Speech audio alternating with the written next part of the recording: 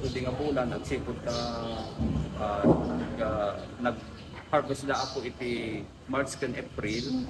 possible na invested na kita iriktan lalo mo ang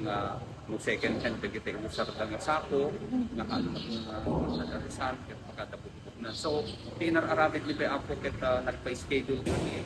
tapos dagit adatin dagit classifiers ni nga mapan-respond ka dagit balbalay dagit farmers pagdakitaan mo okay pa dagit irikta and unfortunately kadwa na ako invested so itatan tika pindasan siguro nga umay aglapon ket kita yung harvest mabalin dati umay agpa schedule at sipot sa madamati procurement ni bodega mi ding rasita di ada space Sir, pwede kita nakasarsarita mi na manlalon nga dapat di kinaado di kita yung may aglako. Mabayag, yun ba naguray na nga talaga sir.